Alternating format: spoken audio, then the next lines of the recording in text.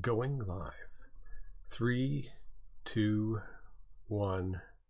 Let's see. It says I am live now. You are live as soon as I said you are live. So hello.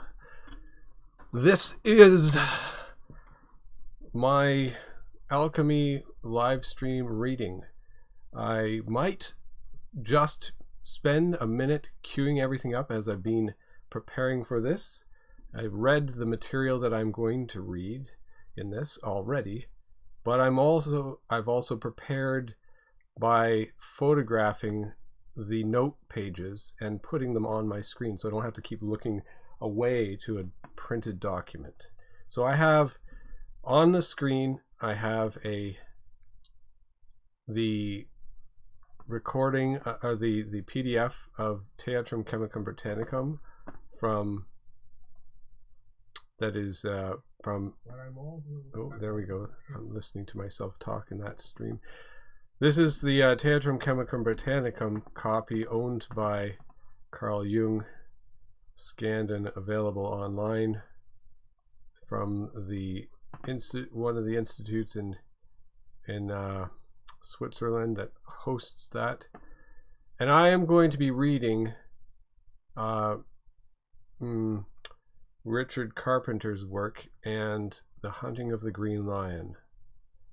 Now, The Hunting of the Greene Lyon follows the work of Richard Carpenter, which follows from Pierce the Black Monk upon the Elixir, following the Daston's Dream and the Cannon's Yeoman's Tale, and Liber Patria Hermes Bird and Liber Patria Sapientiae. The book Theatrum Chemicum Britannicum's table of contents is at the back of the book. Ordinal of Alchemy and Compound of Alchemy are on this YouTube channel or whatever channel. If I upload these, I've begun uploading these to Rumble and other video platforms. Liber Patria Sapientiae is the next. I've been recording these in order. Cannon's Yeoman's Tale took a long time to read. It's 30 pages. Although technically Ordinal of Alchemy and Compound are each almost 100 pages. They're quite a bit longer. However, in all cases, it makes a lot more sense to read the material completely through at least once. And I've just done that. I've done it actually twice for each of these, but yeah, I forgot, so I had to reread it just a moment ago. However, when I read them, I make notes in my printed copy of this book.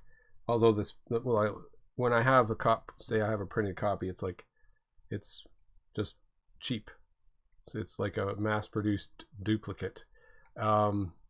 So I can muss it out. I can scribble it out. I can tear the pages if I want. I don't want to, but point is, I have a lot of notes that help me read this and make it sound good, as opposed to not sounding good, as opposed to just reading it and being but let's get into this. So there in Richard Carpenter's work and The Hunting of the Greene Lyon, which are apparently allegedly, according to Elias Ashmole, written by A, Richard Carpenter, and B, Abraham Andrews, according to the table of contents, in his notes. Now, he doesn't have the actual notes. He doesn't actually say he has notes in here in the table of contents, but he has like 50 pages of notes, beginning on just after the fragments 400. It's like page 430.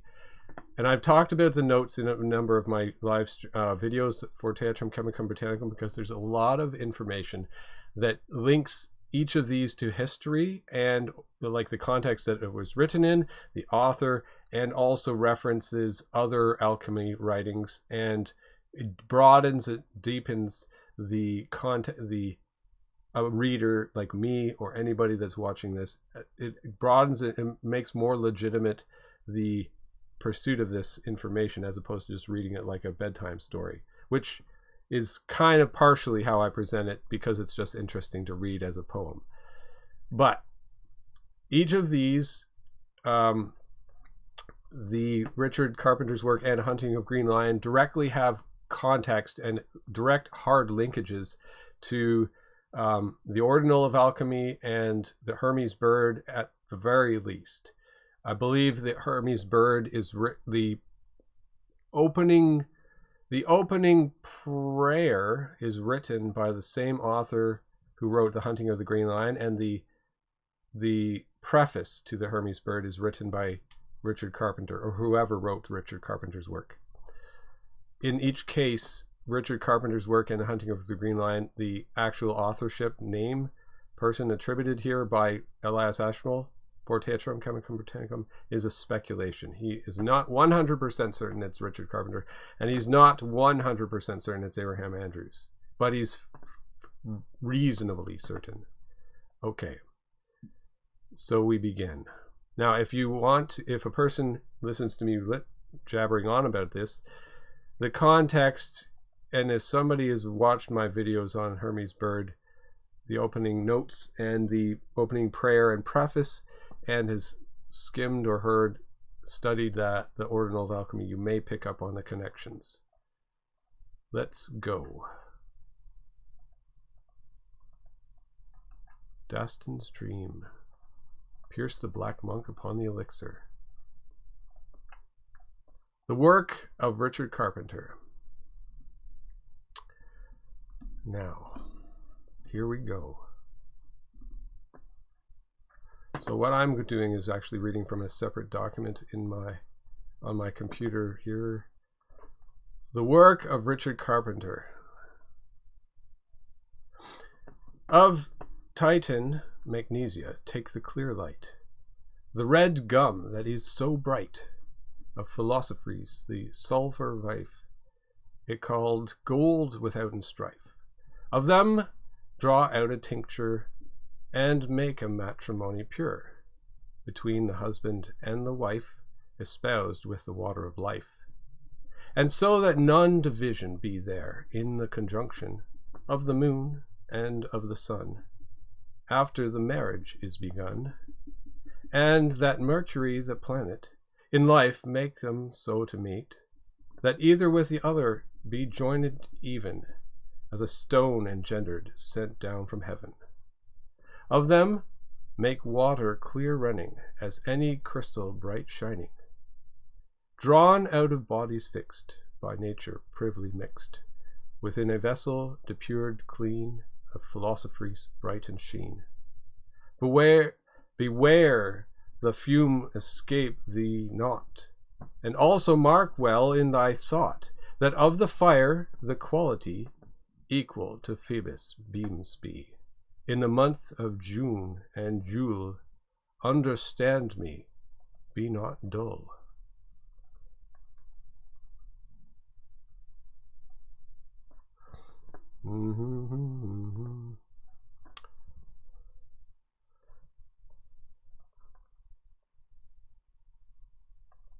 For thou shalt see marvels great, colors spring out of the hate, first black and white, and so red, and after citrine without dread, and so within hours 3, that stone shall through pierced be with air, but shall upon him light, the which is a wonder sight.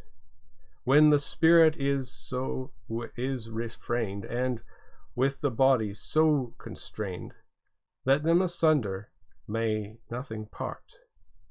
So nature them doth there so court in matrice, when they both be knit. Let never thy vessel be unshut, till this engendered have a stone that in this world is no such one, for it is called animal, richer than the mineral, which is founden in every place. Who foundeth it might have grace in thee and me, and over all, both vegetables and sophistical. On hills high and valleys low he groweth, who could it know? Take this for an information, in carat and in proportion. Lieth all who could seek out, in Bus and Nubi is all the doubt. He that puts himself in press to genus and to species, qualitas and every quantity, to many a man it will not be, to bring about this treasure. I mean our stone of such valor. And yet, who could well understand may find it ready at his hand, for fowls that in the air don't flee, and also fishes in the sea. The moisture of the red grape and of the white, who can 'em take, virtues of herbs vegetative, and souls of beasts sensitive, reasons of angels that doth discern good and evil men to govern, all brings to thine house this noble stone so precious, and sovereignty of all this work, both to lewd and to clerk, lieth all by discretion, in fire and in decoction. The craft recordeth, if he can read, how all and some who shall speed, in books clear as you may see, stat in ignis regimine, to bring forth at my device this rich ruby, this stone of price, hard, heavy, and piercing. Now is this a wonder thing, I could never such one espy, save that I find how one Mary first found it, withouten less. Pardon me, I'm going to read that again, because it's a difficult one. I had to look up who Mary is. That's the Miriam, sister of Moses. Save that I find how one Mary first found it, withouten less, the which was sister to Moses. But who it be that shall work, let them not begin in the dark. For he may fail for fount of light, but the sun shine full bright. Avise thee well ere thou begin, or else little shalt thou win.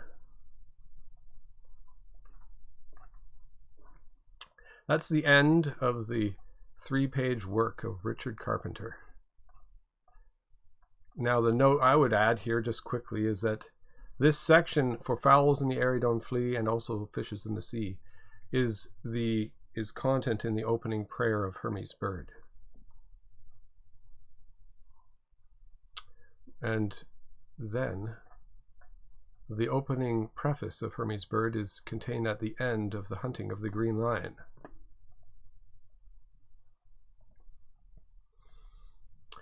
Written by the Vicar of Malden, or Abraham Andrews, according to the note on page 474 and 475. Note also, there is a numbering error in Theatrum Chemicum Britannicum, which is covered on pretty much all copies that one may find scanned and available on libraries and websites on the internet. Theatrum Chemicum Britannicum clearly had some printing issues and not a perfect editor, but I'm not complaining, it's a good book. And it does have an errata at the back, written by Elias Ashmole himself. So, here we begin, and this is 9 pages. The Hunting of the Greene Lyon, written by the Vicar of Malden, or Abraham Andrews. All hail to the noble company of true students in holy alchemy, whose noble practice doth them teach to veil their secrets with misty speech. Might it please your worshipfulness to hear my silly soothfastness of that practice which I have seen in hunting of the lion green? And because you may be apaid, that is truth that I have said, and that you may for surety ween that I know well this lion green, I pray your patience to attend, till you see my short writ end, wherein I'll keep my noble master's Redd, who, while he lived, stood me in stead. At his death he made me swear him to, that all the secrets I should never undo to no one man, but even spread a cloud over my words and writs, and so it shroud, that they which do this art desire should first know well to rule their fire.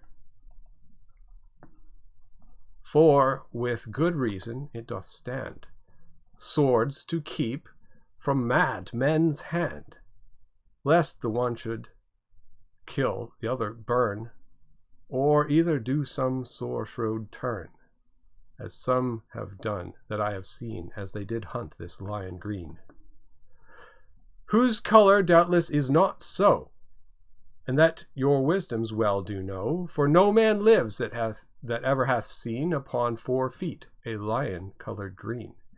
But our lion, wanting maturity, is called green for unripeness, trust me.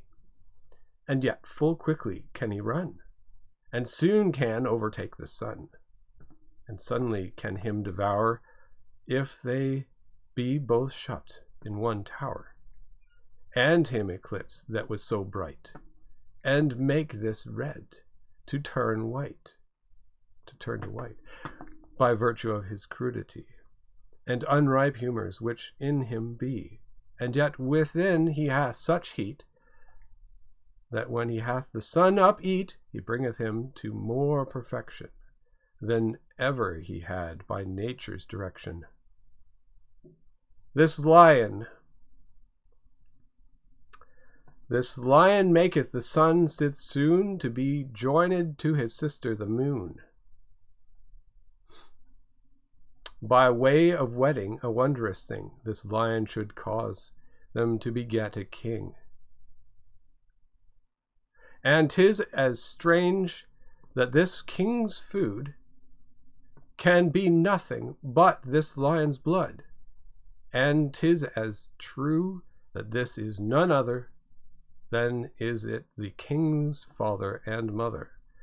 A wonder a lion, and sun and moon, all these 3 one deed have done.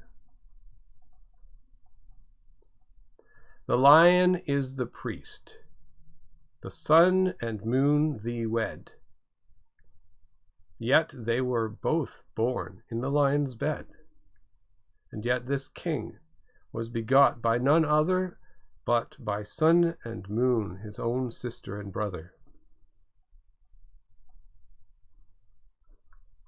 Because I did well near bewray the secret which to me is so dear, for I thought none but brothers were here, then should I make no doubt to have written plainly out.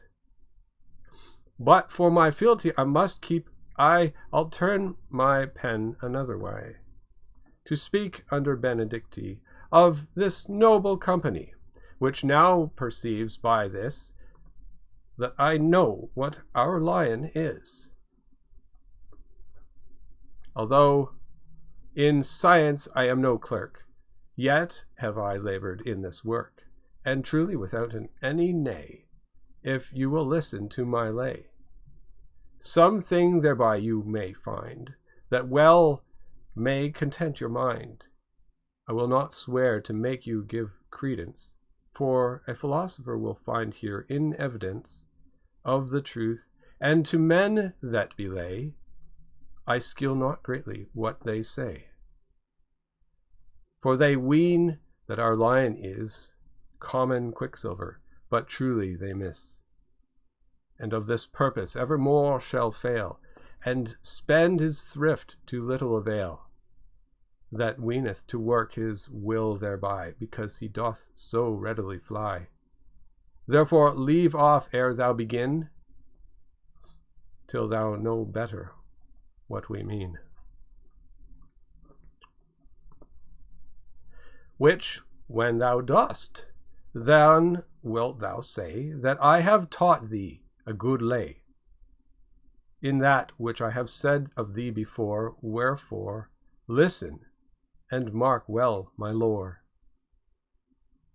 When thou hast thy lion with Sol and Luna well fed, and laid them cleanly in their bed, and easy heat they may not miss, till each the other well can kiss, and that they shroud them in a skin such as an egg yolk lieth in. Then must thou draw from thence away a right good secret without any nay, which must serve to do thee good, for it is the lion's blood.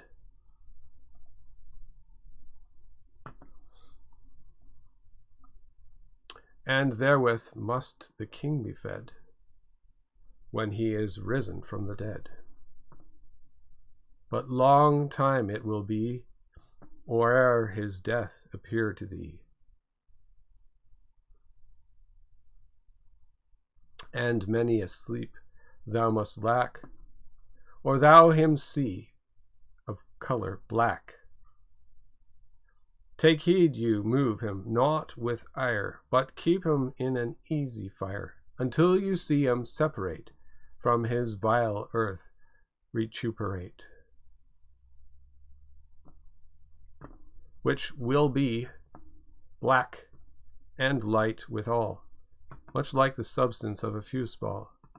Your magnet in the midst will be of colour fair and white, trust me. Then when you see all this thing,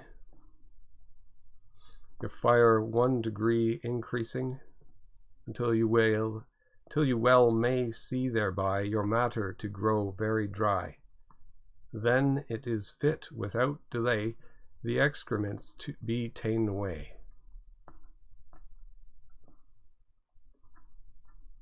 Prepare a bed, most bright and shine, for to lodge this young child in,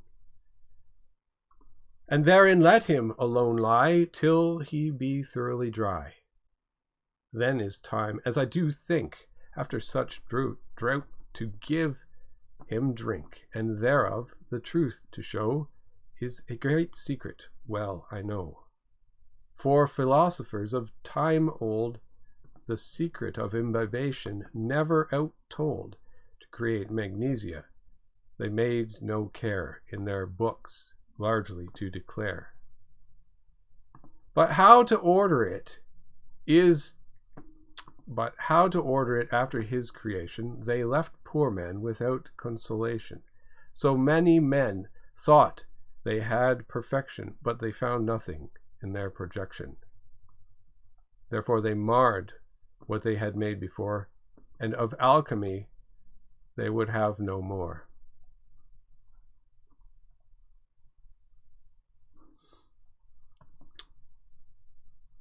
Thus do old fathers hide it from a clerk, because in it consisteth the whole subtle work, which, if you list of me to know, I shall not fail the truth to show.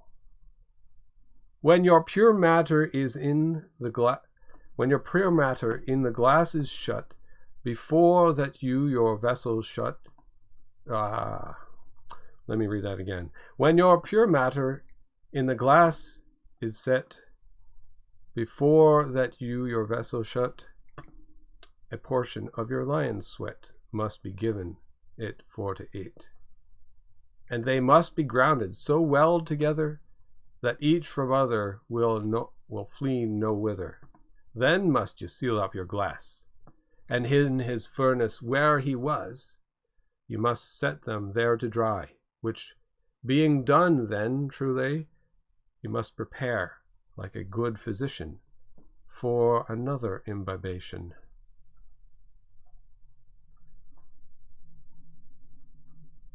But evermore look that you dry up all his drink, that none lie by. For if you make him drink too free, the longer will your working be, and if you let him be too dry, then for thirst your child may die. Wherefore the mean to hold is best, twixt over moist and too much roast. 6 times thy imbibations make, the 7th that Sabbath's rest betake, 8 days twixt ilk day and the 6th, to dry up moist and make it fix. Then at the 9th time thy glass upseal, and let them stand 6 weeks each deal, with his heat tempered so right, that blackness pass he may grow white. And so the 7th week rest him still, till thou ferment after thy will.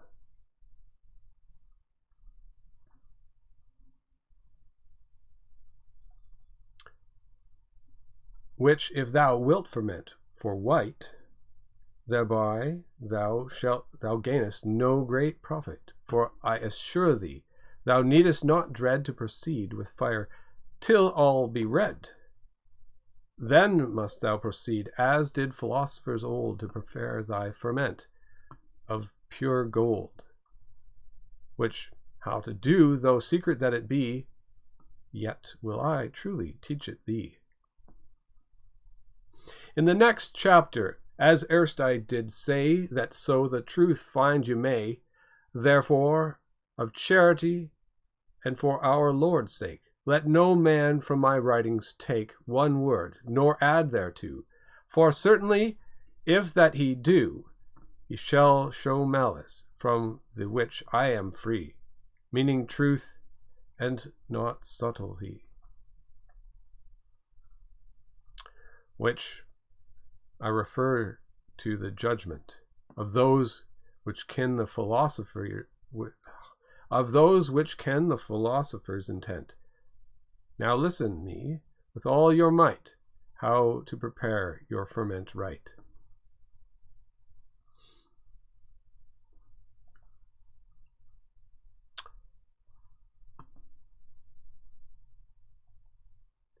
O noble work of works that God has wrought, whereby each thing of things are forth aye brought, and fitted to their generation by a noble fermentation, which ferment must be of such a thing as was the work's beginning. And if thou do progress aright, when thou hast brought the work to white, and then to stay is thy intent, do after my commandment. Work Luna by herself alone, with the blood of the Greene Lyon, as erst thou didst in the beginning, and of 3 didst make one thing, orderly yielding forth right, till thy magnet show full white. So must thou work all thy ferment, both white and red, else were it shent. Red by itself, and so the white with the lion's blood must be delight. And if thou wilt follow my lore, set in thy ferment the same hour of soul for red, of Luna for white, each by himself let work tight. So shall thy ferment be ready address to feed the king with a good mess of meats that sit for his digestion, meats that fit for his digestion, and well agreeing to his complexion. If he be of color white, feed him then with Luna bright.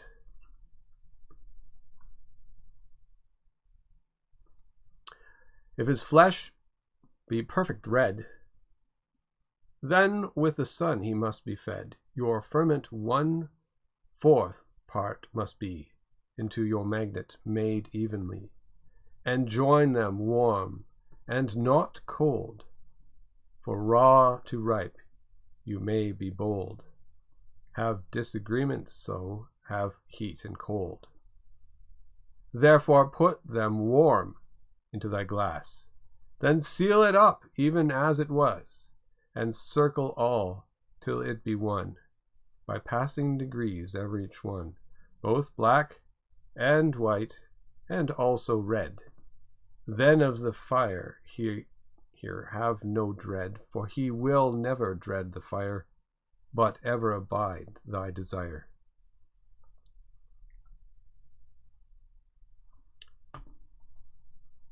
And here a secret to thee I must show, how to multiply, that thou must know, or else it will be or else it will be over mickle pain for thee to begin thy work again. I say to thee that in no fashion it's so well multiplied as with continual fermentation, and sure far it will be exalted at the last, and in projection run full fast. Therefore in fire keep ferment alway, that thy medicine augment mayest I. For if the maid do not her leaven save, then of her neighbors she must needs go crave, or she must stay till she can make more. Remember the proverb that store is no sore. Thus have I taught thee a lesson full of truth. If thou be wicked, therefore my heart is ruth. Remember God, his blessing he can take when he hath given it, if abuse any you make. For surely if thou be a clerk, thou wilt find truth in this work. But if so be that thou be lay, and understand not what I say, keep counsel then, and leave thy toy, for it befits no limmer loy to meddle with such great secrecy as is this high philosophy. My counsel take, for thou shalt find it true. Leave of seeking this lion to pursue, for him to hunt that is a pretty while, yet by his craft he doth most folk beguile, and them devour, and leave them full of care. Wherefore I bid thee to beware, and counsel give thee as my friend, and so my hunting here I end.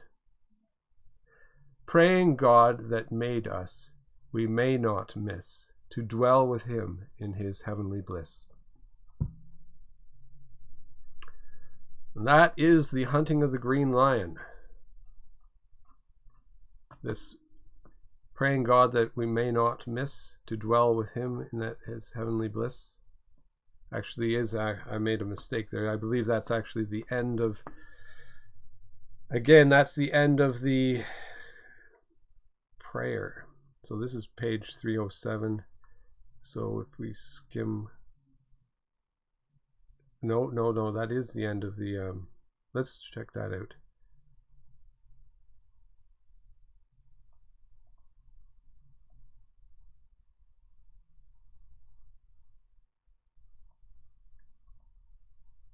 Hermes Bird. Yeah, that's the preface. And this is a prayer. So in the prayer preceding Hermes Bird, we have the lines that say, first God made both angel and heaven. Now also the world with planets 7, man and woman with great sensuality. Some of us stay another with higher degree. Both beast and worm in the ground creep, every each in his kind to receive his meat. Eagles and fowls in the air don't flee, and swimming of the fishes also in the sea, with vegetable moisture and of the red grape, and also of the white, whose can him take, etc., etc. There's all these bringeth now to our house the mighty stone that is so precious, this rich ruby, the stone of price, the which was sent out of paradise.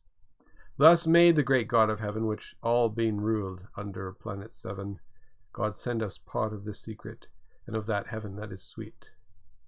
Separately, the ending of the preface says, ever keep thou, man, both night and day of thy desires, thou mayst not miss, and also of heaven that sweetest bliss.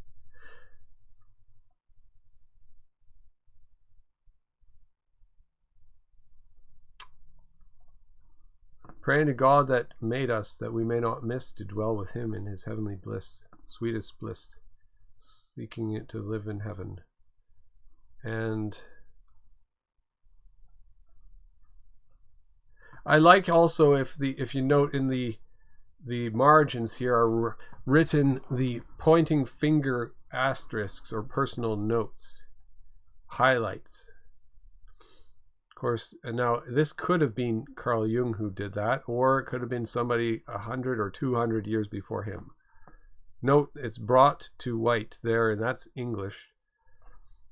I don't know if he would have written that, or because he was firstly German speaking and writing. Fermentaco. That's like a, what is that? Spanish? Fermentatio. The seventh that Sabbath's breast betake, for I assure thee, thou needest not dread to proceed with fire till all be red. These are different highlights that whoever wanted to highlight says, and there's the word imbibation. The secret of imbibation never outtold to create magnesia that made no care in their books largely to declare.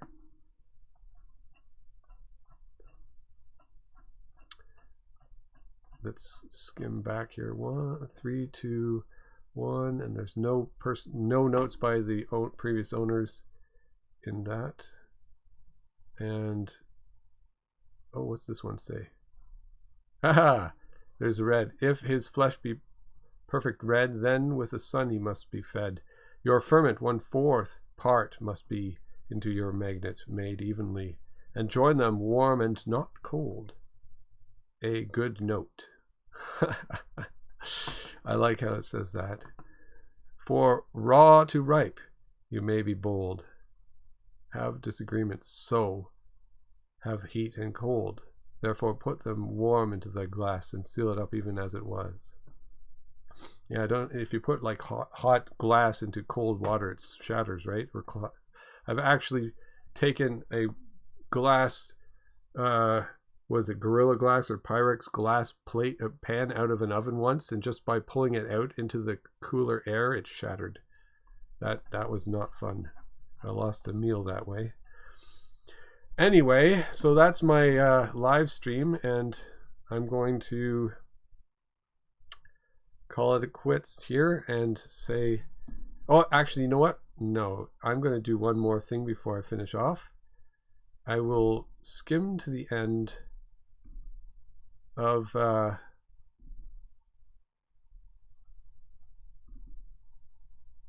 I just noted that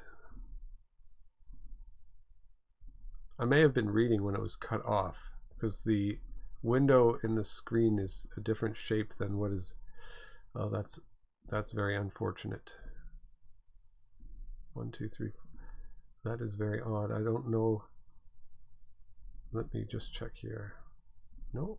Oh, it's the preview window on YouTube Studio. That's deceiving me in what I was just saying there. Let's go back to the notes at the end of Theatrum Chemicum Britannicum and just skim what Elias Ashmole wrote for these two pieces. So there's Daston's Dream. Then that's Pierce the Black Monk upon the elixir. Page 275. This is the note for Richard Carpenter's work. Of Titan magnesia, take the clear light, the red gum that is so bright. Now, this is the reason why I made this YouTube live stream video say the red lion, because here, Elias Ashmole notes, in some ancient copies have it also thus. Of Spain, take the clear light, the red lion that is so bright. Then he continues. Who to pitch upon for the author I was a long time ignorant of, yet at length I happily meet with an old manuscript, and it was the ancientest handwriting I ever saw this piece written in, and to which was affixed the name of Richard Carpenter, and thereupon I have entitled it Carpenter's Work. I find that in the year 1447, John Carpenter, then Bishop of Worcester, founded the College of Westbury near Bristol, mentioned Q, that's page 442 in the notes, before, to be augmented by William Cannings, by pulling down the old college, and in the new building enlarged it very much, compassing it about with a strong wall embattled, adding a fair gate with diverse towers, more like unto a castle than a college, and lastly bestowed much good land for augmenting the revenue thereof. Besides this, he built the gatehouse at Hartleborough, a castle near and belonging to the Bishop of Worcester, and did several other works of piety and charity. This Bishop Carpenter is supposed to be the brother or near kinsman of Richard Carpenter, our author, and accounted an Hermetic philosopher. He was contemporary with Norton and Cannings, and for the most part lived near unto them. At the aforementioned Westbury, he had so great affection to that place, not unlike for the society's sake of Norton and Cannings, or for some special blessing he met with there, that he intended to have it honored with a part of his style, and to have taken upon him the name of Bishop of Worcester and Westbury, which, though he could not effect, he yet chose it for his burial place, where he lies interred. In another old parchment manuscript, and that a very fair one, I met this work prefaced with what follows. So, this is a preface to Richard Carpenter's work, which doesn't exist in the main body of Theatrum Chemicum Britannicum, but let's just see if we can read it. It's difficult for me. I haven't actually read this. Pardon if I make some mistakes. Ask ye if the clerks that holden them so wise, what is the wheat that most be swollen in the earth, and whether it is nourished forth hot or cold? For if it were in heat, it should never rot without cold and moisture. Also say to them all that either was coming of whatever, and blah blah blah. I can't even really well read it. It's too difficult to read this script in a small format, and I'd have to read it really slowly and in his own mother's belly, etc., etc. It's a preface. If you want to challenge yourself, you can read it on the screen right now, and let's see if I can do that. Yeah, see, it's moisture.